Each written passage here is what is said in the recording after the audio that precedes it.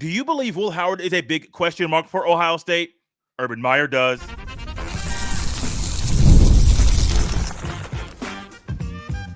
You are Locked On Buckeyes, your daily podcast on the Ohio State Buckeyes. Part of the Locked On Podcast Network, your team every day. Welcome in, Buckeye fans, to a Thursday edition of Locked On Buckeyes, part of the Locked On Podcast Network, your team every day, here on Thursday, August 22nd in the year 2024. I'm your host, Jay Stevens, also the host of the Jay Stevens Podcast, and today's episode is brought to you by Ultimate GM. Ultimate College Football HC is a brand new mobile game that is completely free, has no ads, and 100% playable offline. Use the promo code LOCKEDONCFB, all caps, inside the game store to receive a free boost to your program. Begin your coaching legacy today. Anytime Urban Meyer speaks, I am always going to be someone that is inclined to pay attention to what he is saying, figure out it quickly, is it about Ohio State, and where he is going with his opinion. And so when Urban Meyer was recently on the first episode of The Triple Option, it's a podcast featuring Urban Meyer, Mark Ingram, and Rob Stone. All three of them are on Fox's college football pregame show. I was trying to be tuned in to see, hey, what are y'all talking about? And Urban Meyer talked about Ohio State, some concerns he has. He actually praised the Buckeyes for the roster that they have put together this year and that it might be the best roster in the past decade. But one thing Urban Meyer said about Will Howard was that he is a big question mark, not just a question mark, but a big question mark. And when talking about, I'm going to read his quote here in a second, but while talking about Will Howard, he talked about the same thing most people talk about with Will Howard. He can run. That's a big boy. He can move. And I think the big question mark is one thing that he's talking about. Hey, I don't know how he'll translate and transfer his game from Kansas State to Ohio State. That's true. But let's go a step further. How many people have praised Will Howard's arm this offseason? I'll wait. You can dig it up, put it in the YouTube comment section, tweet at me. I don't care. How many people have praised Will Howard for how he throws the ball, about how his accuracy has gotten immensely better? It's just gotten better. We've heard the words and people talk about, hey, Will Howard this, Will Howard that, about the throws he's making, all of those things. But most of the conversation is about his legs, him being 230, 235, running 22 plus miles per hour. Maybe that might be a sub 4.5 40 and how great all that is. Great, cool. About how him and Chip Kelly are a great pair. That's cool. But we don't hear much about his arm. And that kind of concerns me. Now, I'm not saying I'm going to go back on my prediction about what Ohio State will be this year, not based off this, because I've been thinking about this for quite a while. But when the former Ohio State head coach, the college football legend, says this, it kind of confirms the same thing that I've been thinking a long time. Here's what Urban Meyer had to say about Will Howard and talked about some things that Will Howard does good. Quote, they've got Will Howard, who's going to be a big question mark.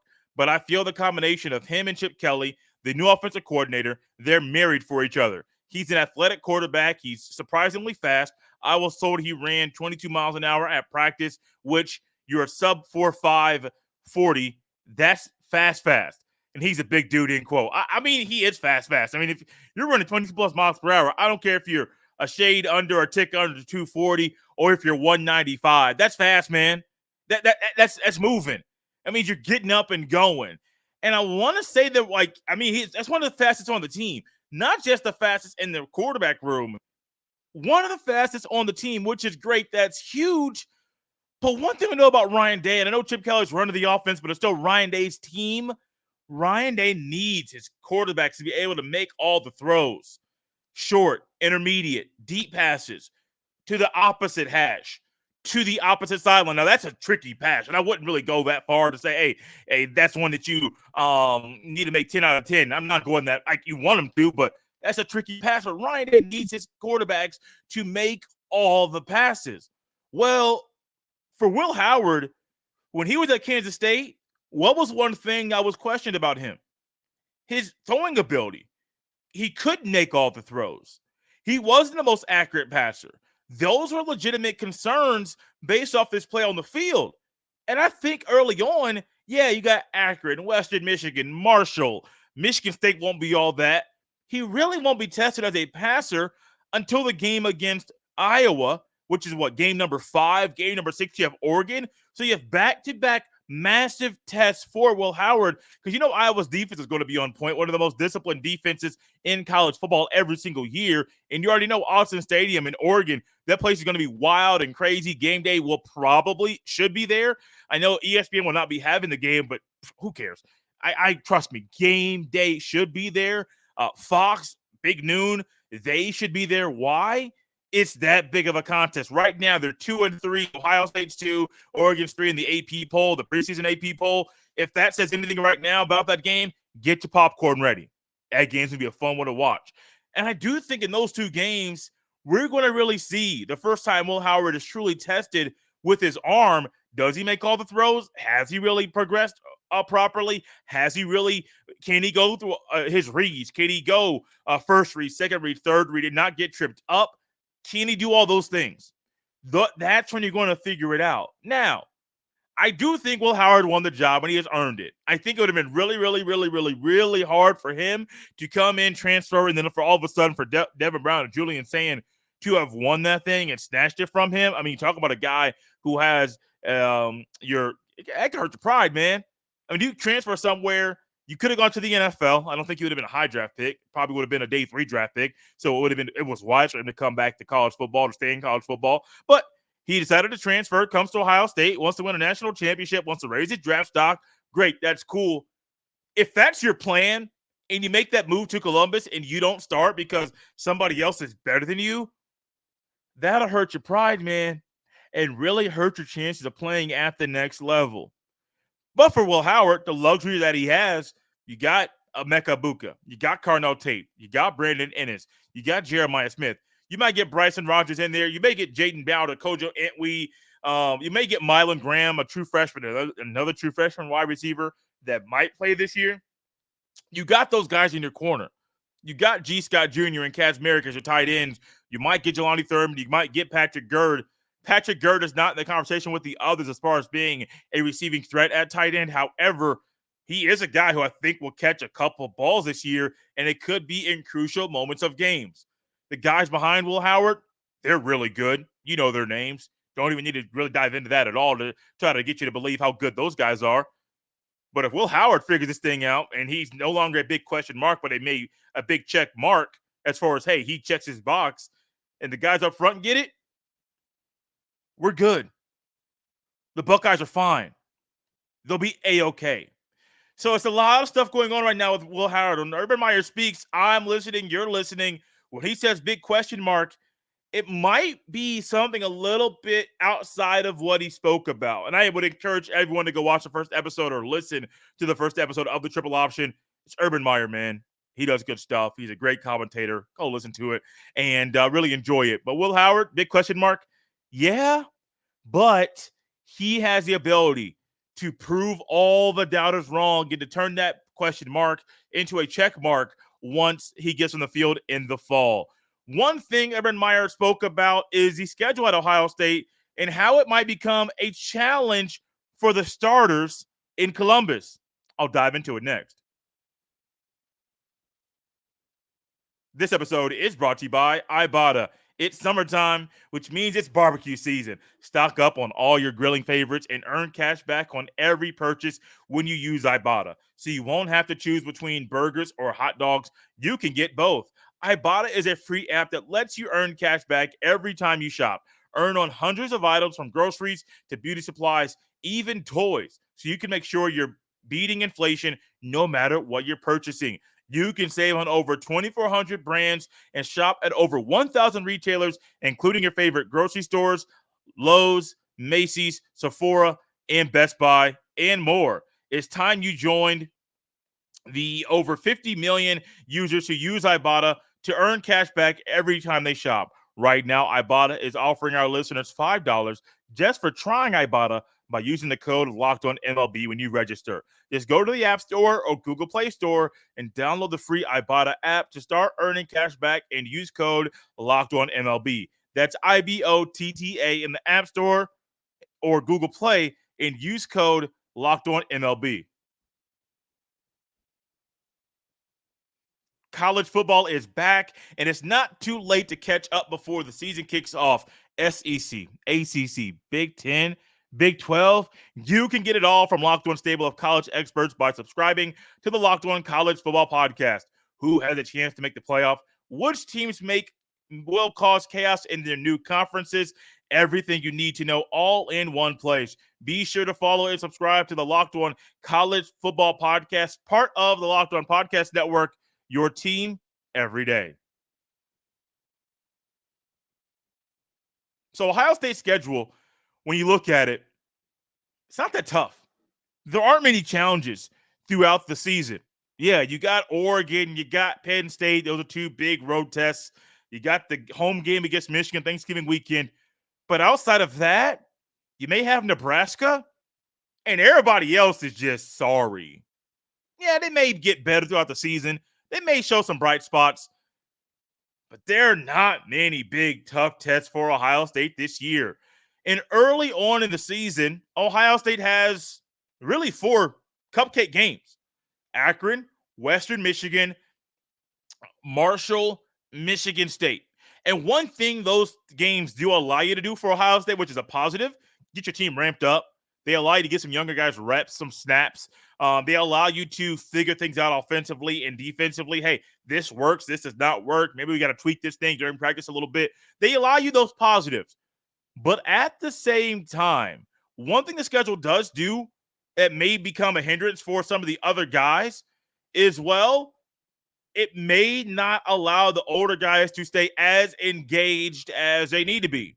Now, the luxury is Ohio State is a very veteran-led team, offensively and defensively. Even your quarterback, who is a fifth-year guy, played a lot of college football. So they know, hey, the importance of the season, natty or bust. They're saying it, not us. And so they understand the words coming out of their mouth, but also they're 18 to 22-year-old, 23, maybe 24-year-old young men. What do we know when we were that age?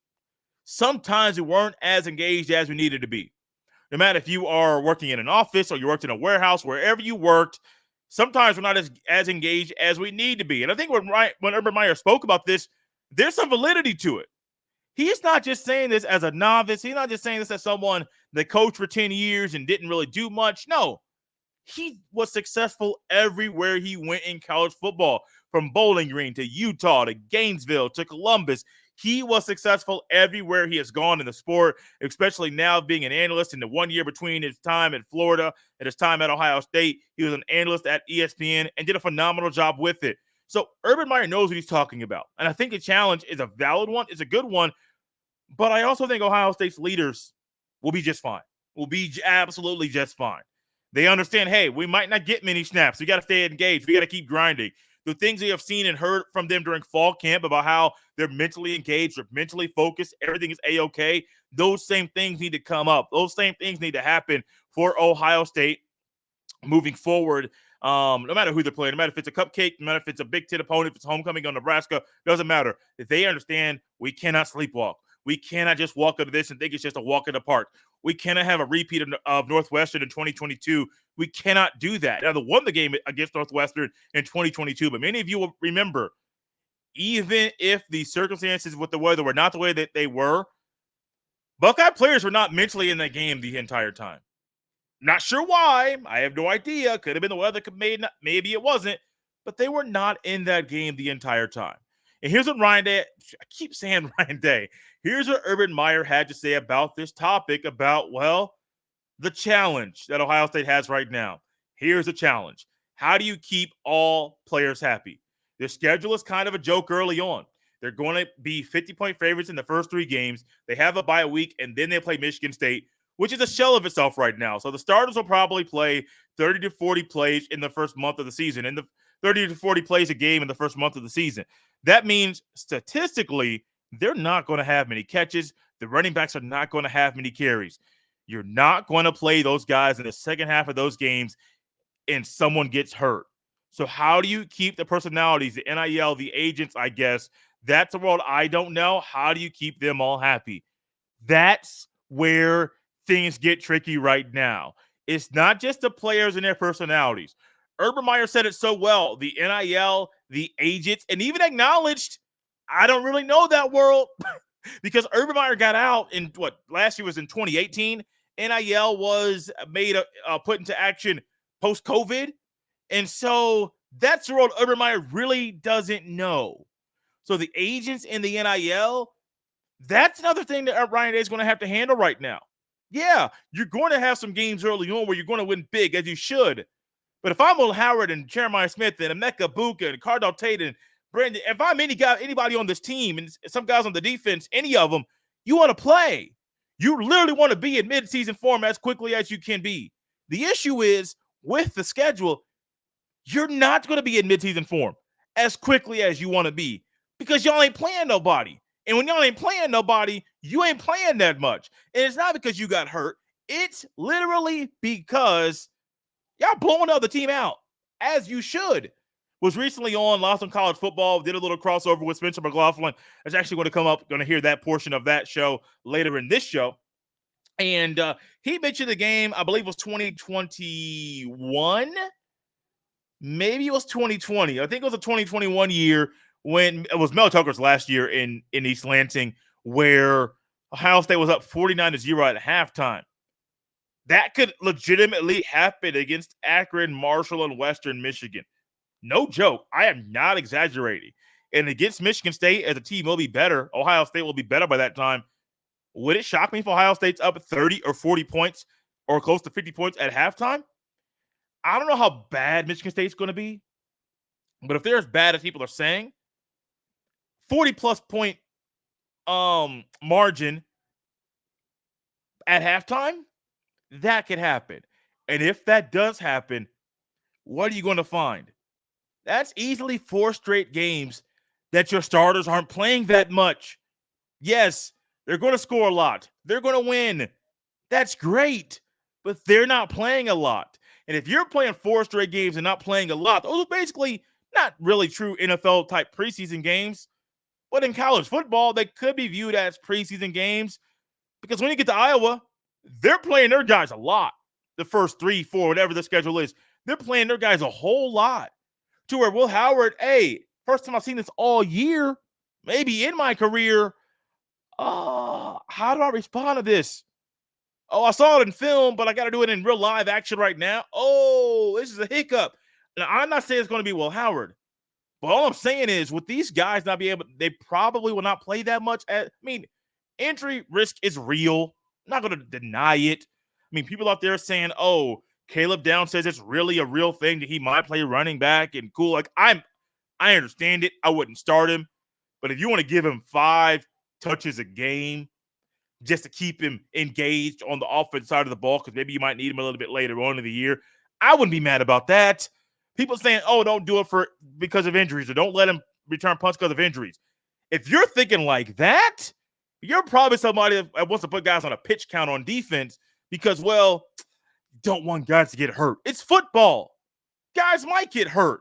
It's a part of the game. That's the risk they take. Do you think Deion Sanders is worried about Travis Hunter? Potentially. He's probably thinking about it. But is that going to alter, hey, don't play both ways? Why? Because you might get hurt. Excuse me? I'm literally one of the best players at both positions that I start. Why shouldn't I play both ways? Oh, because you might get hurt. It's football. We all might get hurt. That's just a part of the game. I'm going to get off of that. I don't know where that little rant came from. But some things I've heard, it just kind of annoyed me. And you get it filtered through shows here every Monday through Friday on Locked on Buckeyes. One thing I want to say really quickly, Postcast will be coming back next week. At the conclusion of Ohio State games, we go live at the conclusion of the game on the YouTube, and you want to be tapped into that every single game. End of the game, we live react together on Locked on Buckeyes on the YouTube. Coming up next, it's my crossover with Spencer McLaughlin from Locked on College Football as we discuss, Ohio State predictions and go game by game to see what Ohio State's record will be at the end of the regular season. This episode is brought to you by Ultimate GM. Hey, Locked on Buckeyes fans, I want to take a moment to give you a heads up on a brand new mobile game that I think you're going to love as much as I do. Ultimate College Football HC. In this amazing game and simulation, you get to step into the shoes of a head coach and lead your college football program to glory. Can you imagine actually being the head coach of the Ohio State Buckeyes? From recruiting players and hiring coaching staff to overseeing training camps and handling school scholarships, you control every crucial detail of your program. It's all in your hands. Will you be able to handle the pressure? Ultimate College Football HC is completely free, has no ads, and is 100% playable offline. You can play on the go as you want and when you want to. And of course, we have a special offer for Locked On Buckeyes fans. Use the promo code LOCKEDONCFB, all caps, inside the game store to receive a free boost to your program. Make sure to take advantage of this perk as it will get your team off to a great start. To download the game, just visit ultimate-cfb.com or look it up on the app stores. Ultimate College Football HC. Begin your coaching legacy today. Ohio State cannot miss the playoff this year. Why? Their roster's too good, and they have a bunch of options at quarterback. That's really, it's that simple. That's Jay Stevens, Locked On Buckeyes, joining me here to discuss on the show. As long as Ohio State gets to 10 wins, Jay, they're getting into the playoff as an at-large team or Big Ten champs, runners, whatever it would be. I can't see them winning fewer than 10 games with this schedule, which isn't easy, but it's not brutal either. And I think that this roster and this running game is going to carry Ohio State to at least 10 wins, if not 11 or 12. At least 10 wins, can't miss the playoffs. I'm right there with you as well, Spencer. This team, the quarterback room, bringing in an experienced quarterback in Will Howard is needed this year. If you're rolling into 2024 with inexperienced guys, either Devin Brown or a true freshman and Julian Sand, yeah, they might be able to win some games early and build some confidence, but you may not be as confident as you would be going into the game against Oregon or going to Happy Valley if your quarterback is still a newcomer, if he's still green. Will Howard is not that. He's done some great things at Kansas State, or he did them, and I believe he will do some great things in Columbus this year as well. Yeah, 10 wins, we could talk about it. I'm sure he will, but that's something that I think is going to be easy. I think the over-under last time I saw via our friends at FanDuel Sportsbook was at 10.5. I think I might go the over because I would still say 11-1 is probably where the Buckeyes will be at the end of the regular season. Yeah, that's where I'm leaning right now, is towards 11-1. I think between Ohio State and Oregon, that game on October 12th in Eugene, whoever wins goes undefeated in the regular season. I think these are the two best teams in the Big Ten. I think they're the two best rosters in the Big Ten. And you look at Ohio State last year, and you know, there's an oddly negative narrative around a program that just won 11 football games in the second best conference in the country. But that was with a freshman in Kyle McCord at quarterback. So even if, and this is of course an if, let's say Will Howard goes down with an injury and they have to put in a freshman. Well, what could Ohio State possibly look like? Oh, I know, last year's team that went 11-1. Yeah. They would be just fine. Now, the non-conference schedule is something that I find incredibly frustrating because Ohio State is a big brand.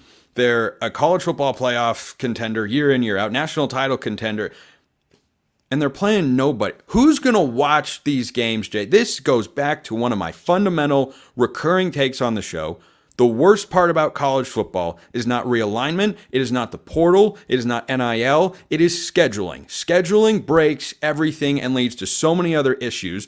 Michigan has done this for the last couple of years. They played Texas this year, so I'm not railing against their schedule. It's time to rail on Ohio State's schedule. Akron, Western Michigan, Marshall. I know they're taking a page out of Michigan's book here. They're not violating any rules, like Michigan wasn't violating any rules, but what are we doing as a sport? Why is that fun? You can have 2 of those games, but 3, it bothers me. It just bothers me.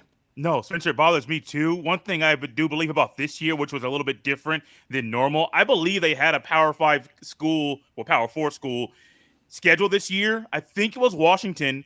Once Washington joined the Big Ten, you had to throw that out the window because it could be a regular, well, technically you could still have it and still call it a non-conference game. They're doing that in the Big 12, Arizona and Kansas State. Yes, they are. So I know that it still could have happened, but Ohio State and Washington just squashed the contract, and you got 3 cupcakes. I'm with you. I hate scheduling in college football. I don't like how you have to schedule Ohio State and Alabama 10 or 11 years down the road. Why? Why are we doing this? There's too much money. It makes too much sense to just go year by year. And honestly, I think at the conference level too, I know the Big Ten had, I think it's the next couple of years, their schedule's already lined up.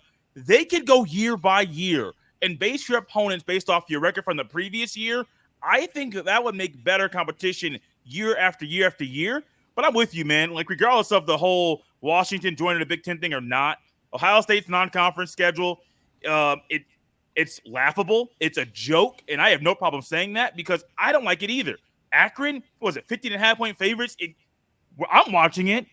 Well, yeah. Start to finish. Right. I might pull my hair out, but I'll still watch the whole thing. Right, but are a lot of other people that wouldn't otherwise watch Ohio State inclined to watch them take on the Akron the power that are the Akron Zips? No, they're not. Like just one game. Again, one FCS, one group of 5, one power conference opponent. That's what it should be for everybody. FCS? Yeah, no, well, FCS. Well, okay. We don't want to get too far down the rabbit hole of fixing college football scheduling, but this is why I say Ohio State's going to be a boring team for a while until they have a select few Saturdays where you go, oh, everyone has to watch that game. So they open Big Ten play at Michigan State. I think you could see a score reminiscent of Mel Tucker's last trip to Columbus as the head coach of the Spartans when it was 49-0 at the half. I think it could look something like that. Iowa at home. Yeah, I'm not buying that is any danger for Ohio State. Then they go at Oregon. Why don't we come back to the game? Nebraska at home, win. Penn State on the road. Unless Penn State really shows me something over the first month and a half of the season, I think that's a win. Purdue, win. At Northwestern, win. Indiana, win. And then Michigan at home.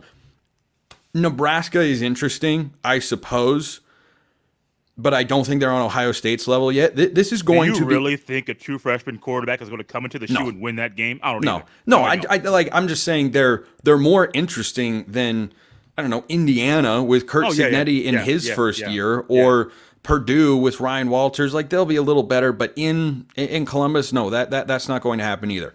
Oregon, Nebraska, Penn State, Michigan. Those are the games that everyone's going to watch for Ohio State this year. How do you see those games playing out? Oregon, I'll go Oregon last. I'll go Michigan last on purpose. I think Nebraska's a win.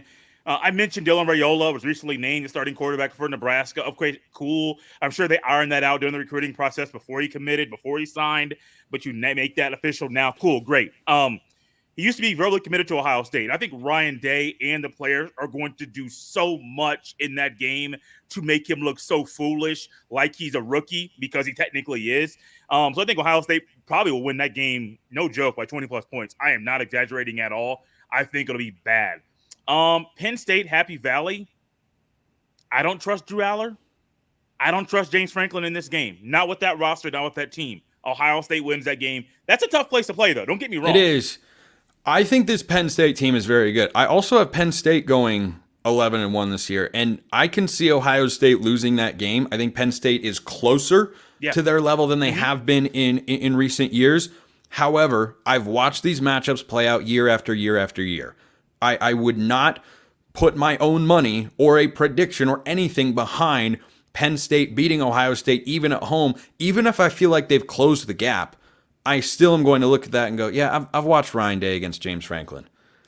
He wins. He wins a lot. So that's why I've got that one as a win. But the Michigan game, you and I have talked about that before. Probably the most important game on Ohio State's schedule. Yeah. Even more so than, like, Oregon might be a bigger game from a national implications and ranking standpoint. Yeah. But Michigan's the most important game, and I think Ohio State rolls. Yeah, I think Ohio State beats Michigan, and it's something you mentioned earlier, and I think a lot of people know about Chip Kelly. Everyone's talked all offseason. Hey, he's going to put an emphasis on running the football. Urban Meyer says it all the time when he talks about this game. The winner of this game wins a battle in the trenches and has the most rushing yards in that game every single year. You can go back 20 years, you can see whoever won the rushing battle wins that game. And I do believe this year with Henderson and Judkins and whoever the third running back is, it may be James Peoples, it could be Caleb Downs, because he's been sprinkled into the running back room every now and then this offseason. I think they'll do enough and do a great job of running the ball better than they have previously over the past 3 years against Michigan. I've been waiting a long time to say this. I haven't said it publicly, so here, Spencer, it's for you. Here we go. I got Ohio State beating Michigan. And And I do think this is one of those things that's going to help save Ryan Day's job. If you lose 4 in a row, and let's just say what we said earlier doesn't happen, that Ohio State happens to miss the playoff this year for some reason. If you lose to Michigan, don't win conference, you miss the playoff, Ryan Day's not looking too good right now. I'm not saying he would get fired, but that's not looking too good. Now, he could end the whole thing with a number 1 recruiting class, which that's a huge thing right there. But I do think Ohio State beats Michigan this year for the first time since 2019. Let's go back to the Oregon game, though. One thing I do, maybe I'm a nerd because I am, Spence, you know this. I try to look and see what the capacity is at different stadiums in college football. Ohio Stadium, 100,000 plus. I think it's like 105. Big House, 100,000 plus. Penn State, 100,000 plus. I believe capacity for Austin Stadium is like 52,000. And so every time I hear about... If you sell out and have a max crowd with standing room only, I think the records for attendance are in the low 60,000 range. Okay, which makes sense. College football, they find a way to boost that way. But I feel like every time I hear about Austin Stadium, it's about how loud it is, how crazy that fan base is, how it's a hostile place to play. And Ohio State's going out there, and they really hadn't been tested yet outside of Iowa, but Iowa, you're not going to have a great offense. Well, Oregon won't have been tested at that point either. I think both teams go into that one 5-0. I do think Oregon wins the game only because they're at home. I'd lean Ohio State on a neutral field or certainly in Columbus, but because it is in Eugene, I think that's Ohio State's one loss of the year. But certainly that's a go either way sort of game, and I think the winner of that game goes 12-0. You can win it. Yeah, the winner goes 12-0. It's just tough, man. I think for some reason, this is one team that Ryan Day doesn't normally lose to the same team twice. I think for some reason this year, 2021 lost to Oregon. This year, losing to Oregon, back-to-back losses to the same team for the first 2 times he's played them, and he's coached against them in his career. It's not looking good for Ohio State, but it's early enough. They'll bounce back. They'll be fine. They'll run the table the rest of the way right into walking into Lucas Oil Stadium for the Big Ten Championship. Yeah, and the Oregon team from a few years ago, like the Ohio State team from a few years ago, very different. Yes. Very, very, very, very, very different. But October 12th in Eugene should be College game day, should be one of the biggest games in the country all season long. Anytime I get to chop it up with Spencer, I really enjoy it. He does a great job of covering college football on Locked On College Football every Monday through Friday there on the YouTube. And he does a great job of covering the Oregon Ducks on Locked On Ducks. So Spencer and I have done numerous crossovers this offseason. You will get another one leading into the Buckeyes' massive matchup with the Oregon Ducks in Autzen Stadium on October 12th. Thank you for making Locked On Buckeyes your first listen of the day. Now go check out the Locked On College Football Podcast. From NIL deals to never-ending conference realignment rumors, Spencer McLaughlin gets you ready for an exciting season on the gridiron. You can find the link to Locked On College Football in the description so you don't need to search. Part of the Locked On Podcast Network, your team every day. You can follow me on Twitter at jstevens07. You can send every single email to jstevens317@gmail.com. We're out here on a Thursday, Buckeye fans. We'll see you next time.